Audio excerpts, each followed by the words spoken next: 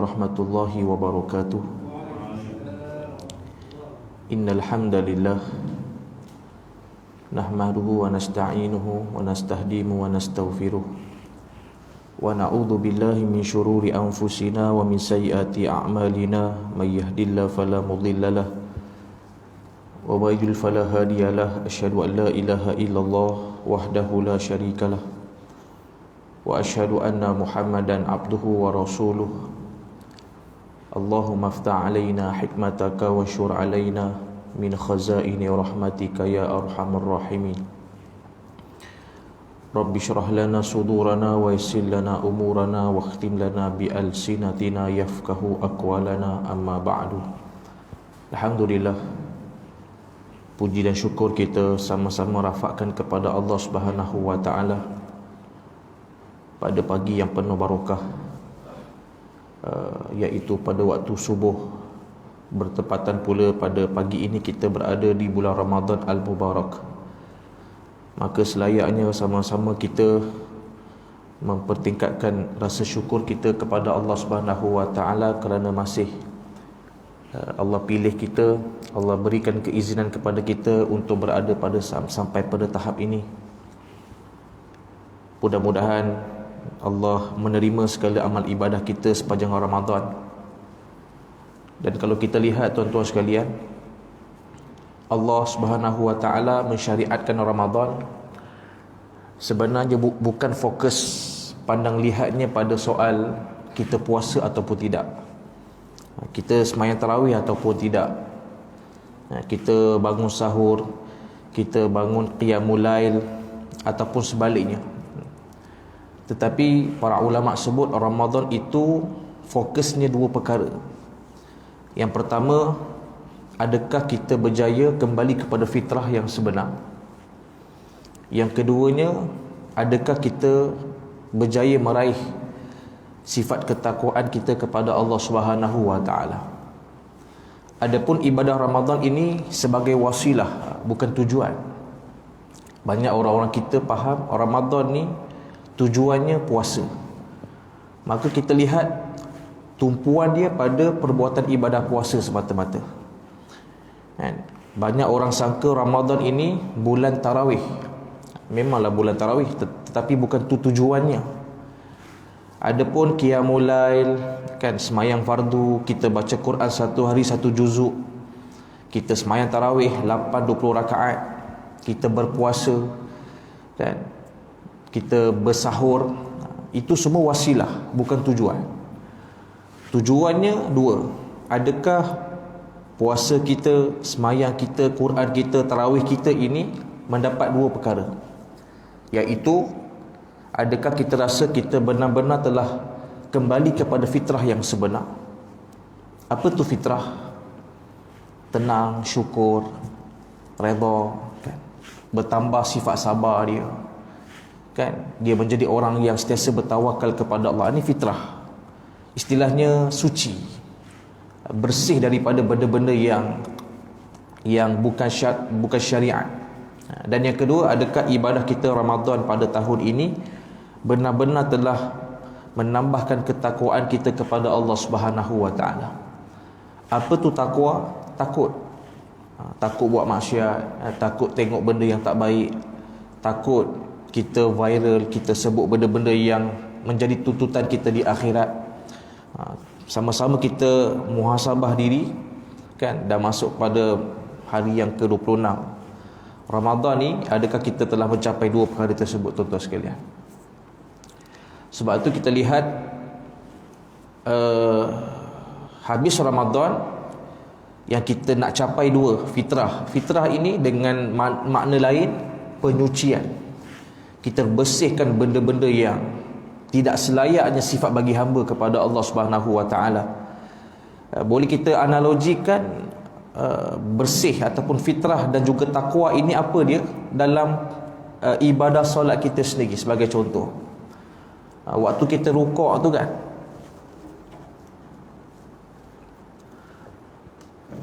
waktu kita rukuk tu apa lafaz doa dia? Subhana rabbiyal azimi wa bihamdi.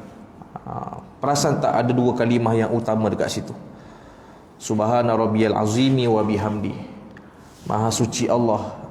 Itulah maksudnya waktu rukuk tu tuan-tuan sekalian, Allah ajar kita kena proses penyucian daripada dunia dan makhluk. Allah tahu manusia ni sentiasa lupa dan alpa. Ketika berada di luar solat, memang intentionnya dunia dan makhluk, bukan Allah. Jarang ataupun susah dia sentiasa zikir ataupun ingat Allah Subhanahu Wa Taala. Allah Maha mengetahui. Kita ni luar solat tu hati fikirnya dunia makhluk. Tak ada benda yang disibukkan selain daripada benda tu. Maka Allah ajar pada kita seketika berhenti fikir dunia makhluk tu pada solat kita. Tapi malangnya nak ceritanya betapa kita ni dah melazimi dunia makhluk tu dalam hati tu, tuan-tuan sekalian. Dalam solat sepatutnya hak kita pada Allah Ta'ala pun masuk dunia dalam solat kita. Fikir tu fikir ni kan, lepas mayang nak buat apa, lepas mayang nak pergi mana. Nak ceritanya betapa lemahnya manusia ni, ketika solat pun tak boleh nak buang Allah dan nak buang makhluk dan dunia ni. Maka sebab itu para ulama sebut diajarkan kita ketika rukuk ada lafaz dia, Subhana rabbiyal azimi wa bihamdi. Iaitu lafaz di mana Allah suruh kita sucikan daripada makhluk dan dunia. Maha suci Allah. Semata-mata kita melihat Allah, kita sembahyang tu untuk Allah Subhanahu Wa Taala. Tak ada asbab yang lain. Dan yang kedua, kata ulama, tak cukup untuk dapat takwa ni kan, semata-mata takwa, dia mesti ada proses penyucian. Nak bina takwa ni, kata ulama, dia mesti dengan proses penyucian diri dulu. Kena buang makhluk, kena buang dunia, baru kita boleh membina takwa kepada Allah Subhanahu Wa Taala. Maka sebab itu diajarkan kepada kita dalam rukuk tu ada lafaz yang kedua, iaitu azimi, iaitu mengazimkan, mengagungkan Allah Subhanahu Wa Taala. Mengagungkan Allah Subhanahu Wa Taala, merasakan Allah tu yang utama, Allah segala-galanya. Itu maksud dia. Bila mana kita berjaya sucikan hati kita daripada makhluk dan dunia, baru kita boleh membesarkan Allah Subhanahu Wa Taala. Lepas tu timbul persoalan, kenapa diulang lafaz yang sama ketika sujud? Sujud pun diulang balik lafaz tersebut, Subhana rabbiyal a'la wa bihamdi.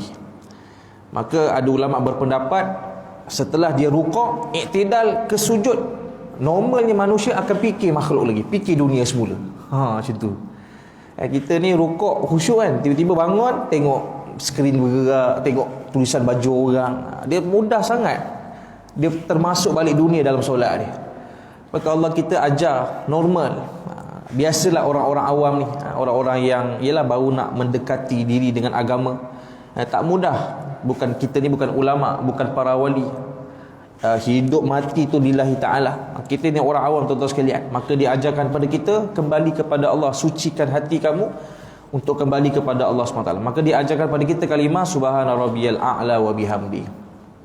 Suci daripada dunia dan makhluk. Kemudian masukkan sifat Allah tu maha segala-galanya, maha tinggi. Dan kata guru kami, macam mana kita nak membina, nak menanam sifat Allah tu tinggi, mesti kena ada proses suci yang pertama. Yang kedua, kena ada proses menghina diri. Sebab tu rukuk, sujud ni kan, nak ceritanya kita kena menghina diri kita depan Allah Ta'ala tu, diajarkan kita kaedah kepala bawah, buntut atas. Punggung kita atas daripada kepala yang mulia ni. Baru kita boleh datang di sifat kehambaan, sifat maha tinggi Allah Subhanahu Wa Ta'ala. Dan inilah yang nak diajarkan dalam Ramadan, tuan-tuan sekalian, supaya kita betul-betul bina balik rutin yang betul. Kan Allah nak ajar kita rutin yang betul sebagai hamba, sebagai orang yang bertakwa ini. Bangun awal, qiyamul lail, banyakkan berpuasa, kan, banyakkan baca Quran. Tak cukup gandakan rakaat solat kita. Diajarkan kita rutin yang sebenar, bagaimana cara kita mampu meraih ketakwaan kita kepada Allah Subhanahu Wa Ta'ala. Dan itulah kita lihat falsafah ataupun hikmah di sebalik penurunan syariat Ramadan kepada umat Nabi Muhammad sallallahu alaihi wasallam, tuan-tuan sekalian.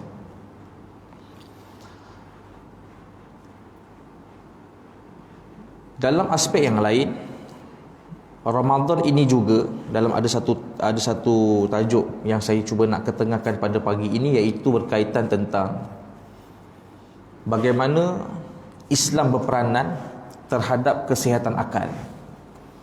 Ini pun satu part yang perlu kita sama-sama take note. Ramadan melatih kita membina akal, memperankan kembali akal pada fungsi yang sebenar. Akal kita ni tuan-tuan sekalian. Sebab tu kalau kita lihat, para ulama meletakkan beberapa kriteria ataupun sifat-sifat bagi akal manusia. Akal manusia ni dia ada beberapa kriteria yang kita kena faham fungsi dia. Kalau kita tak faham fungsi akal ni, itu yang jadi perangai pelik semacam tu kan. Cara fikir tu nampak unik sangat, bercanggah daripada apa yang Islam patternkan kepada hamba-hamba dia. Ni akal ni.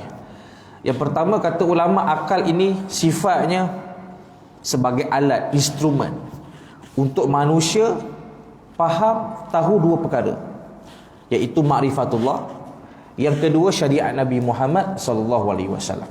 Ini fungsi akal yang paling utama. Akal sepatutnya perlu diperanankan. Nombor satu apa tuan-tuan sekalian? Akal kita mesti belajar tentang siapa Allah. Kena tahu tentang ilmu ma'rifatullah. Berapa ramai zaman sekarang ilmu akademik lebih banyak daripada ilmu tentang ketuhanan.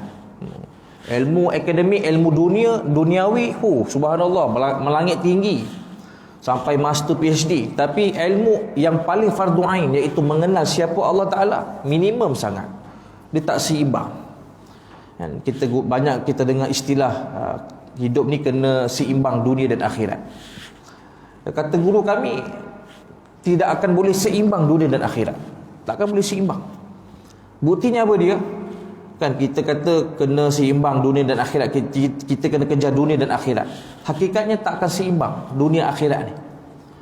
Contoh, kita kerja sehari berapa jam? 8 jam kan? Office hour 8 jam. Semayang berapa jam sehari? Satu waktu 5 minit. Darab dengan 5, 25 minit. Dalam perkara sembahyang je pun dah jurang, dah jauh antara amal dunia dengan amal akhirat. Quran satu hari berapa minit kita baca? Paling power pun 10 minit lah kan? 10 minit dapatlah 2 muka 10 minit. 25 tambah 10 minit baru 35 minit kan? Baru 35 minit. Itu pun dah ibadah yang utama, yang menjadi rutin harian kita lah. 35 minit dengan 8 jam kita office hour, kerja dunia kita ni lah tuan-tuan sekalian. Maka nak ceritanya takkan boleh seimbang dunia dan akhirat. Yang boleh mengimbangi dunia dan akhirat apa dia? Kita bekerja lillahi ta'ala. Bukan kerja tu untuk gaji, untuk kita punya nafkah, bukan untuk kita punya minat. Bukan. Dia mesti letakkan kerja tu ibadah.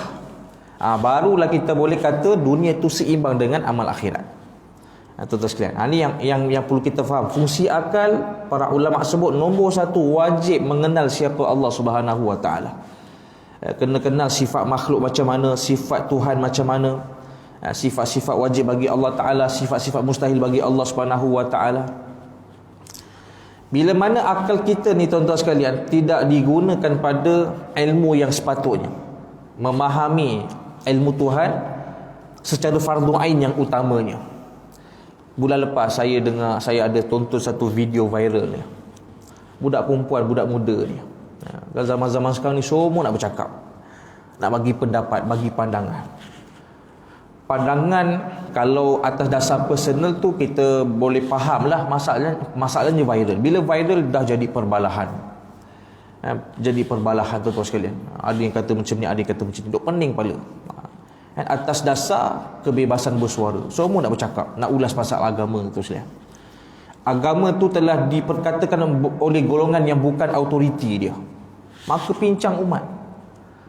Niat baik sekali macam mana pun kalau menjadi mafsadah, menjadi kepincangan umat, maka bertanggungjawab daripada Allah SWT. Tuan-tuan sekalian, baru-baru ni bulan lepas saya dengar satu video viral lah. Dia sebut yang kita panas tu, dia buat satu statement yang clear terus. Selama ini kita belajar ilmu yang salah. Kita panas sikit kalau orang yang klaim terus totally salah ni, macam tidak beradab dengan pandangan ulama yang lebih berhak memberikan pandangan terhadap agama. Ni budak-budak muda ni buat video viral. Kan ada yang sokong, ada yang mencaci maki dan seumpamanya. Ini fitnah pada umat. Dia sebut apa dia? Dia sebut rupa-rupanya selama ni yang kita belajar Raqib dan Atid itu nama malaikat. Dia kata sebenarnya itu ilmu yang salah. Yang kita belajar selama ni satu ilmu yang salah. Dia kata Raqib dan Atid ini bukan nama malaikat, tetapi sifat-sifat bagi malaikat Allah Subhanahu wa taala. Kita dengar statement macam tu terus pening budak ni. Jujur cakap pening. Boleh nak rot nak berjawab dekat komen tu memang buang masa ya, buang kara je lah. Bukannya orang perhatikan sangat kita punya hujah pun. Ni hujah para ulama sebut tuan-tuan sekalian. Dia sebut tiba-tiba dia baca ayat Quran. Raqibun Atid. Dia sebut Raqibun Atid. Dia kata kalaulah yang kita faham selama ni Raqib Atid tu nama bagi malaikat, sepatutnya ayat Quran tersebut ada kalimah wawul ataf. Raqibun wa Atid, sepatutnya macam tu. Tapi jelas Allah sebut dekat ayat Quran Raqibun Atid, tak ada waw. Maka bukan menunjukkan nama malaikat tetapi sifat bagi malaikat Allah Subhanahu wa taala. Kononnya nak patahkan hujah tersebut, dia datangkan ayat yang lain. Saya tak tahu dua-dua ayat ni dia tak keluar pop-up dia dekat skrin tu. Surah mana tah? Dia baca ayat lain, berbetulan ayat tersebut yang dia petik tu memang nama malaikat dan ada waw, ada 3 nama malaikat. Waw. Dia kata maka jelas ini baru nama malaikat sebab Allah letak wawul ataf. Maka dia sebut yang kita baca ayat Raqibun Atid, jelas dia punya hujah dia bukanlah nama malaikat Raqib Atid ni, tetapi sifat-sifat bagi malaikat Allah Subhanahu wa taala. Raqib maksudnya sisi, dekat. Atid ni maksudnya Raqib dekat, Atid maksudnya di sisi. Jadi faham kita selama ni malaikat tu sebenarnya bukanlah nama malaikat Raqib Atid yang kita faham. Tetapi sifat-sifat bagi malaikat Allah Subhanahu wa taala. Ini antara kita lihat tuan-tuan sekalian, bila mana akal belajar ilmu Tuhan tidak berpandukan pada syariat. Pada syariat. Kalau dia faham untuk maklumat dia sendiri tak apalah kan. Dia duk sebar-sebar kepada masyarakat. Dah bergaduh-gaduh dah umpamanya. Ini antara fitnah. Bila mana kita belajar ilmu Quran, niat baik belajar ilmu agama, nak mendalami ilmu ketuhanan, tetapi dengan cara yang hawa nafsu, dengan cara yang mengikut hawa nafsu, tidak rujuk dengan pandangan para ulama yang lebih berautoriti tentang hal agama ni. Kemudian saya ada dengar juga satu video, tuan-tuan balik ni cuba type, dia ni public figure jugalah, orang muda. Semalam saya ada usrah, saya cerita pasal yang influencer ni lah, Ben Ali, kenal kan? Ben Ali, dia ni free thinker Malaysia, antara ikon lah kan. Dia suka buat live. Ni masalah ni zaman sekarang, live sikit-sikit live. Masalahnya orang macam ni live beribu. Kuliah subuh macam ni, cuba tengok berapa live. Berapa live sekarang? Berapa? 14 16 paling tinggi lah. Biasa 45 je. Ni paling tinggi ni, saya kuliah 16-14 ni. Kuliah subuh macam ni 16-14 orang yang tengok. Yang puak-puak free thinker ni tuan-tuan sekalian, yang tengok beribu live dia. Itu jahanam masyarakat punya mentaliti, rosak akal manusia, umat Islam sendiri. Sebab apa? Yang influencer ni yang menonton, tuan-tuan sekalian, beribu dia punya tontonan dia. Macam kita mengajar solid apa yang ulama kita ajar 16-14. Kadang-kadang tu 2-3 je. Tak tahu 2-3 tu siapa, malaikat kot ke imam siap. Sambil-sambil tu macam support kan, tolong share, dia buka juga live, support live kita kan. Contohnya dia sebut, saya dengar video dia berdebat dengan satu ustaz ni. Saya rasa ustaz ni dulu familiar lah. Saya rasa ustaz ni orang JAKIM. Dia debat dengan ustaz ni. Dia sebut Quran hadis ni bukan semestinya boleh ditafsirkan secara literal, iaitu pandangan ulama-ulama dahulu. Kita follow pandangan ulama-ulama menjadi rujukan kita, literal secara zahir ayat Quran, mengikutkan tafsiran para ulama. Sedangkan Quran hadis ni boleh kita tafsirkan dalam bentuk metafora. Dia bagi satu contoh. Contohnya apa dia? Tentang hudud. Kenapa kita faham hudud ni dengan makna literal yang biasa ulama-ulama sebut hudud ni potong tangan. Dan kita kata hudud ni sifatnya relevan sepanjang zaman. Maka dia sebut apa relevannya hudud zaman sekarang. Kalau kita laksanakan hudud zaman sekarang ni, apa relevannya? Dia bagi satu contoh. Contoh berlakunya hukuman hudud, dipotong tangan, dengan harapan dia tak mengulangi perbuatan tersebut. Kan, tak mengulangi perbuatan tersebut. Tapi zaman sekarang adanya tangan cyborg, dia kata ada tangan palsu, yang mana dia boleh buat semula dengan sebab tangan cyborg tersebut. Ini pandangan yang suka tengok ayat Quran, tengok fikir logik. Ini yang bahaya tuan-tuan sekalian. Ini bahaya. Kan? Yang kedua dia sebut pasal Dajjal. Kenapa mesti kita faham Dajjal ini? Yang kita faham tu makhluk akhir zaman akan muncul, kan? Rambutnya panjang, matanya buta sebelah, kan? Dia akan menguasai dunia. Kenapa mesti kita faham Dajjal macam tu konteks dia? Kan? Sedangkan Dajjal kita boleh terjemahkan juga maknanya dalam bentuk metafora. Dia mungkin satu simbol. Sebenarnya dia bukan satu makhluk yang akan turun pada akhir zaman. Satu simbol, satu budaya, satu bentuk ancaman. Bukan kita faham Dajjal tu akhir zaman turun satu makhluk yang akan menguasai dunia. Kan dia? Ini bahaya ni. Guna akal, nampak? Dia guna Quran tu. Dia bukan guna Injil, dia bukan guna Bible, guna Quran. Mangsanya bukan dia je, tuan-tuan. Mangsa yang paling kita kesian masyarakat awam. Kalau kena cakap susun kata tu indah kan, penuh puisi, cantik dia punya hujahan dia, memang orang awam terpesona, ikut terus. Sedangkan kata ulama, sifat yang pertama, akal ini sebagai instrumen, sebagai alat, sebagai modal yang Allah berikan kepada hamba-hambanya. Mudah-mudahan dia dapat gunakan akal tersebut, instrumen tersebut, untuk kembali kenal siapa Allah di akhirat dan masuk ke syurga Allah Subhanahu wa taala. Maka akal ini penting untuk kita guna pakai untuk cari jalan macam mana kita boleh masuk syurga semula oleh Allah Subhanahu wa taala. Kena fikir tuan-tuan sekalian, macam mana ibadah Ramadan kita ni kita dapat masuk syurga. Kena fikir, kena ada risau benda-benda macam tu. Kena ada kerisauan dalam bentuk-bentuk macam tu. Hidupnya bukan untuk kehidupan dunia, hidupnya untuk kembali bagaimana dia boleh masuk syurga Allah Subhanahu wa taala. Ni kita lihat. Bila mana akal digunakan tidak mengenal Allah, satu. Yang kedua, memahami wahyu, tidak mengikuti wasilah para alim ulama.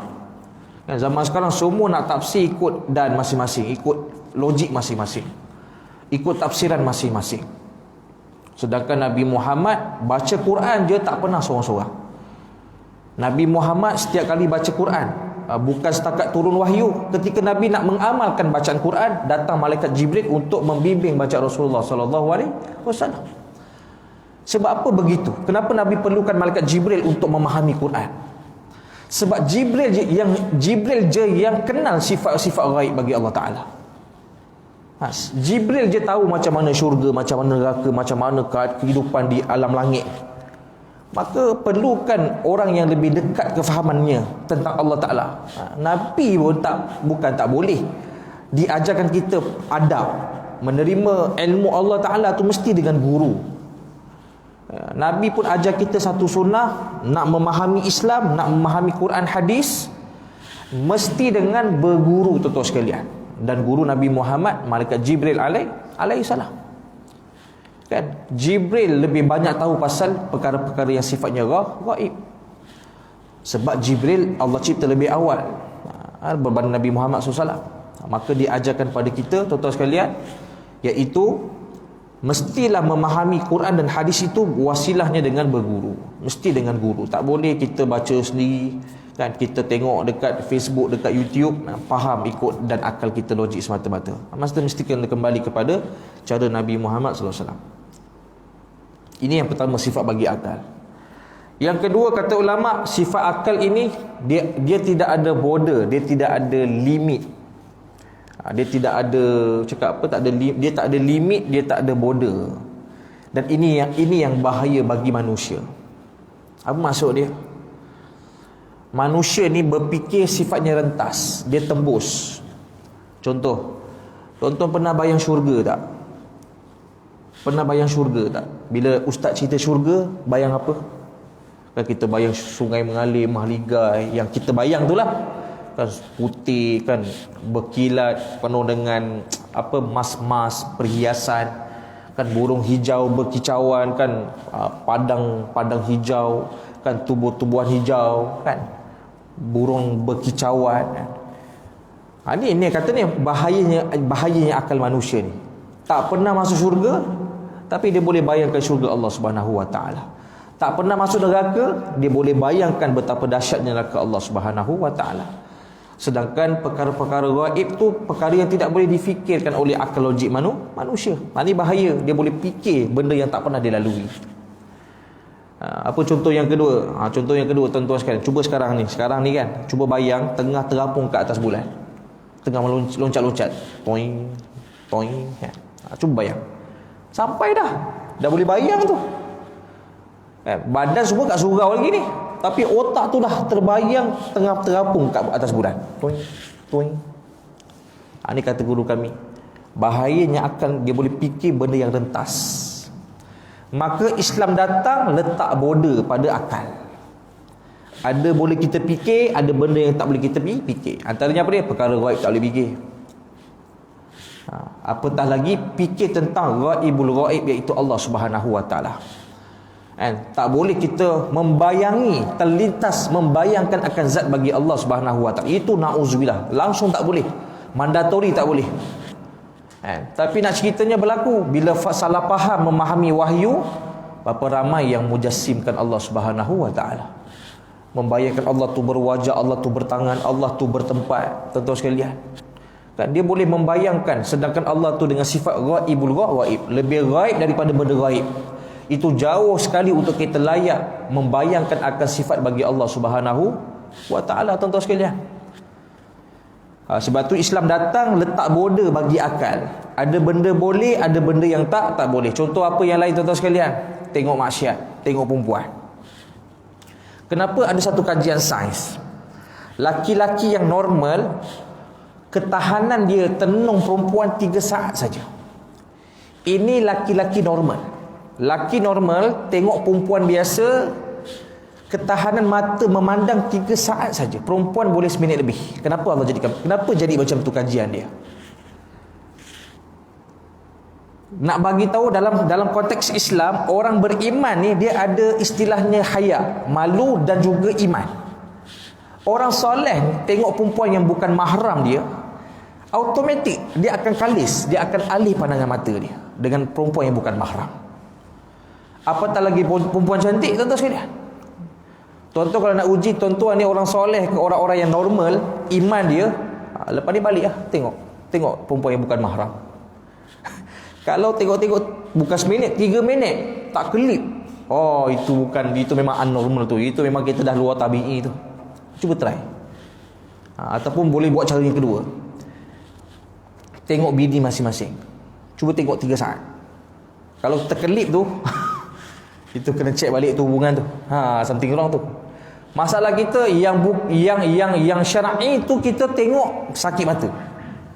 Yang tak syar'i tu tengok tu tak sakit mata. Ni pelik kita, tuan-tuan sekalian. Kadang-kadang tengok bini tu, ya Allah, aduh, terus alih muka macam yang apa tu lah perempuan ni, aduh, sakit mata tu aku tengok bini aku ni. Contohlah kan.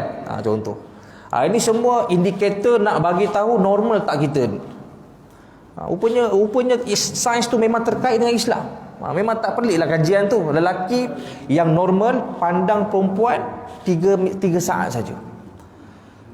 Patutlah kan orang-orang yang bertakwa, orang-orang yang jaga pandangan mata ni, dia tengok perempuan terus sekali. Dia tak boleh. Sebab apa? Akan menggoncang iman dia. Dia akan rasa macam tak sedap. Tapi kalau kita tengok iklan shampoo kan, pegaknya mata, dah something lah. Bermakna kita ni iman yang lemah, iman yang rapuh. Kita telah menjadi hamba yang tidak normal sebenarnya.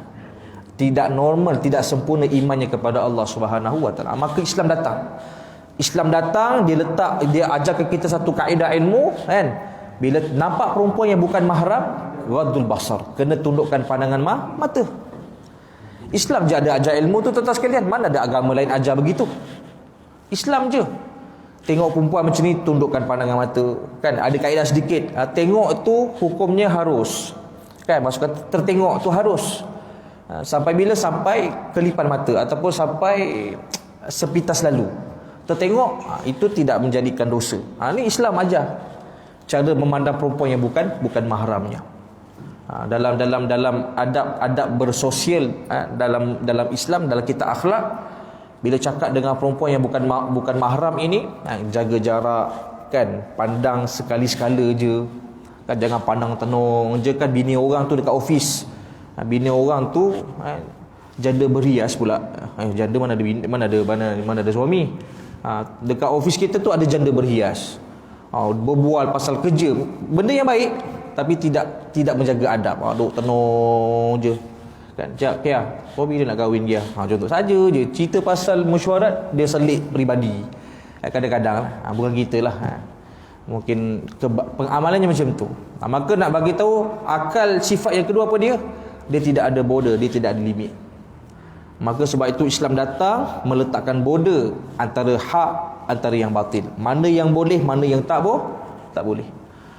Maka bersyukur kita kepada Allah Ta'ala, kurniakan kepada kita ni Islam, mengajar bagaimana nak manage akal kita ni dengan cara yang sepatutnya. Yang ketiga, sifat akal apa dia? Dia ada daya tahan. Dia ada kadar kemampuan dia. Sebab tu Islam, dalam Islam dia ada ajar jangan tengok najis, dia akan menumpulkan ingatan. Jangan tengok kemaluan, dia akan menjadikan kita ni pelupa. Jangan tengok gereja, dia akan menggoyahkan iman, menggoyahkan akidah, prinsip kita. Apa lagi contoh? Apa lagi contoh? Jangan tengok maksiat, dia akan menggelapkan jiwa kita. Banyak diajarkan oleh para ulama kita, jangan buat tu, jangan buat ni. Tentang akal. Semua tu untuk apa dia? Untuk protect kita punya minda akal kita. Diajarkan kita pada kita pada banyakkan makanan-makanan sunnah, kismis, buah badam kan, kurma, untuk ketajaman, untuk sihatkan kita punya otak.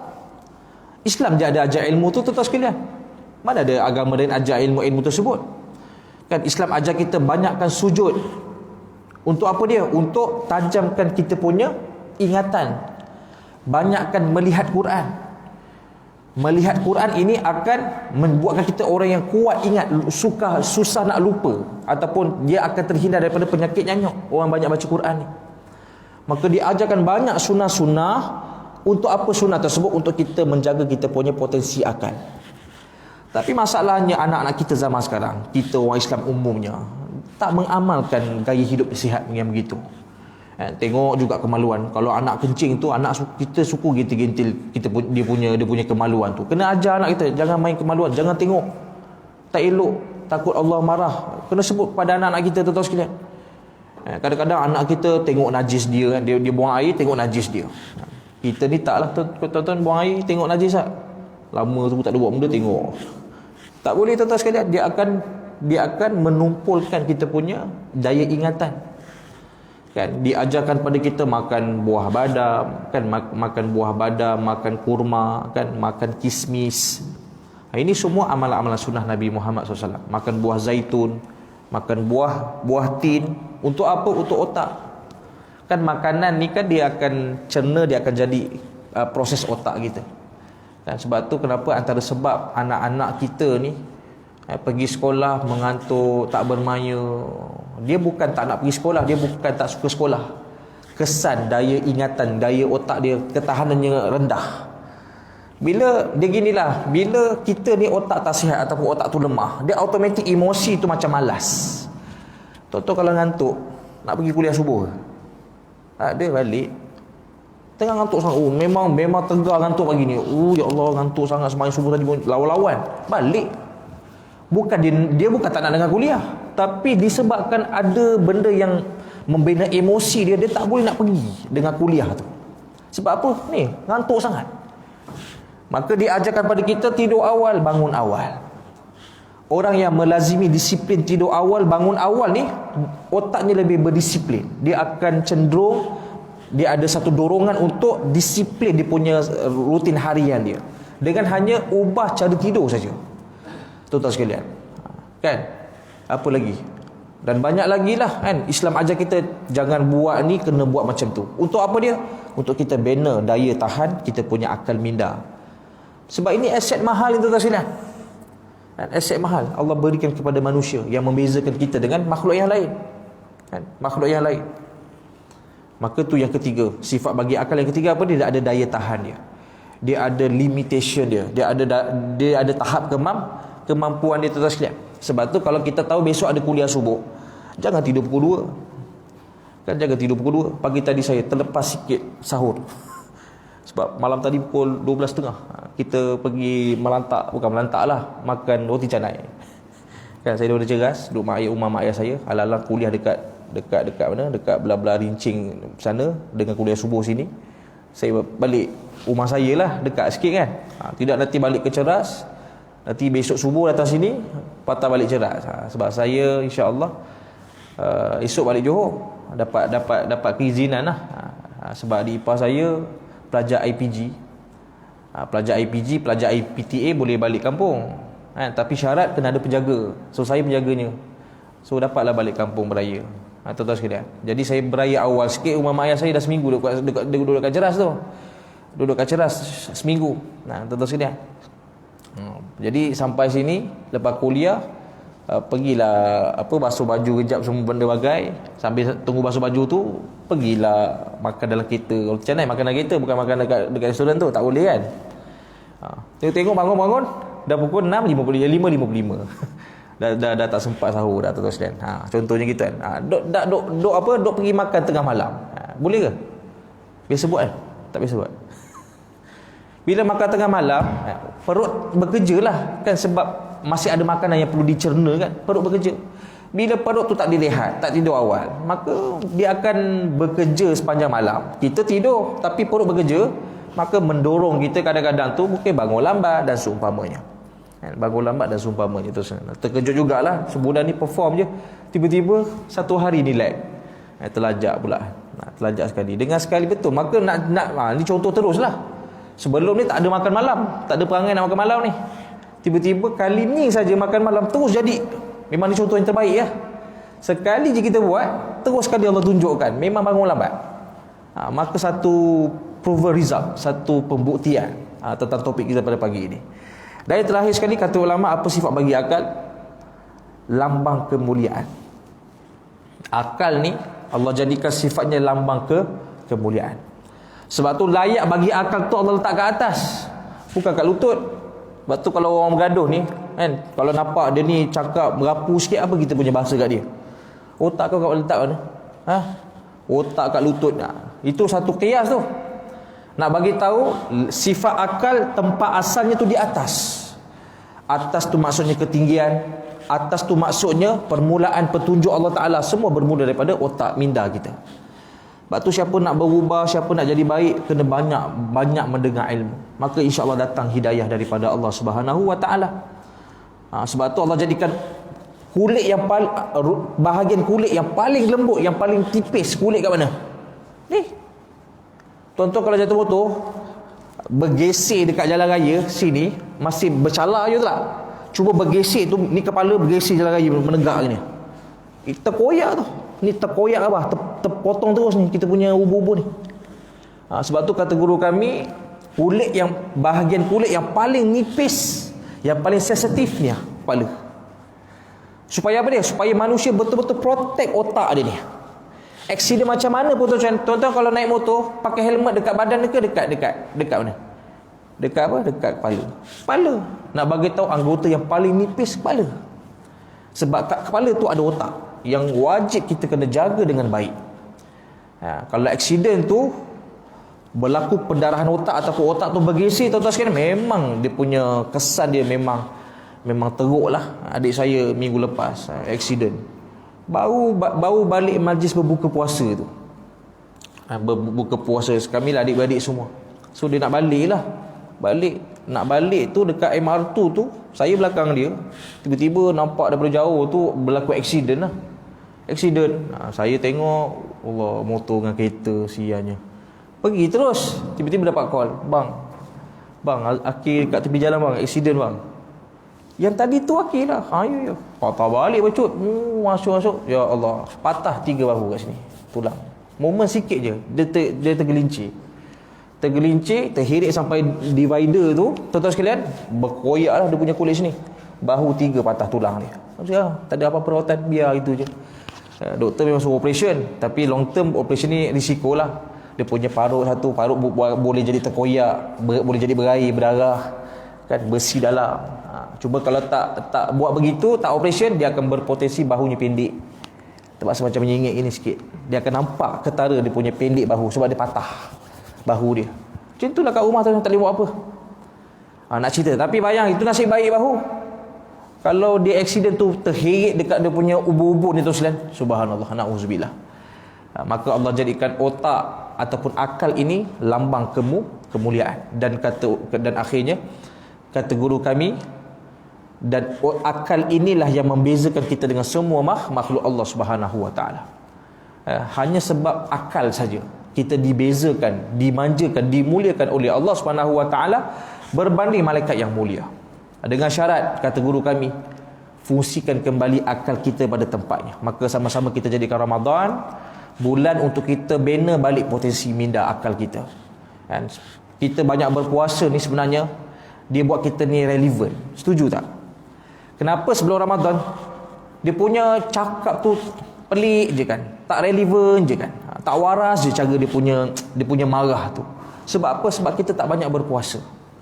Maka kata guru kami, asbab Ramadan kita dipaksa untuk berpuasa, tuan-tuan sekalian, tanpa sedar kita ni relevan. Apa contoh relevan di sini?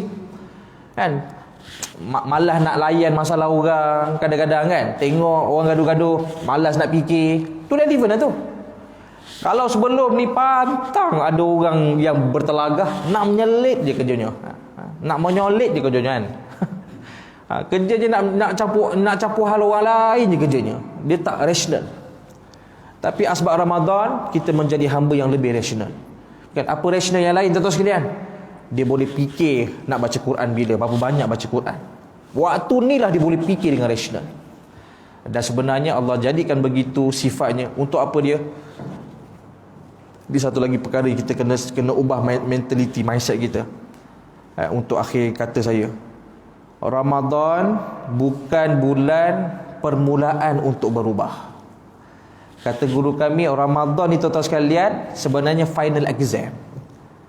Melihat ketika Syawal tahun lepas kita buat persiapan Ramadan tahun ni tu apa dia, macam orang nak exam lah. Sepatutnya exam tu kan, dia punya persiapan tu daripada bulan 1 kan, baca buku kan, pergi tuition kan, pergi kelas tambahan. Begitu sepatutnya, barulah masuk exam perform. Tapi ramai kalangan kita ni dia faham Ramadan ni lah bulan dia nak start berubah. Sebab tu tak pernah maksimum ibadah dia, minimum je. Sebab apa? Dia letakkan Ramadan tu bulan inilah masa untuk dia bina balik diri dia. Silap. Kalau kita letakkan Ramadan itu nilai dia, percayalah memang kita perform, tapi minimum saja ibadah kita kepada Allah Subhanahu wa taala. Maka ubah mindset tuan-tuan sekalian, untuk Ramadan tahun depan dia punya persiapannya Syawal nanti. Masuk 1 Syawal tu dah mula dah dia punya kelas persekolahan tarbiyah dia. Buat sikit-sikit lah. Masuk bulan Zulkaidah tambah lagi sikit. Masuk Zulhijjah tambah lagi amalannya. Barulah masuk Ramadan dengan penuh iman dan penuh ihtisaban, dengan penuh pengharapan kepada Allah. Barulah puasanya perform, pandang maksiatnya perform tuan-tuan sekalian, bangun malam perform, baca Quran 1 hari 2 juzuk. Baru namanya cakap mencapai takwa. Kan kita lihat la'allakum tatakun. Ramadan mudah-mudahan kamu bertakwa. Masuk exam mudah-mudahan dapat anugerah dekan. Kan macam tu sepatutnya. Kan? Bukan bila nak exam Allah, yalah aku berubahlah. Dia berubah waktu exam je. Itu yang ramai anak-anak kita ni bila belajar last minute kan. Memang akhirnya dapat 3A, dapat 2A, dapat 5 4A. Tapi sifat ilmunya lepas exam tu lupalah semua ilmu. Kan gitu. Kita semua pun dah lalui lah. Saya pun begitu lah dulu kan, belajar untuk sebab exam je kan. Bayangkan belajar 2 malam boleh dapat A. Bayangkan budak ni kalau belajar setahun.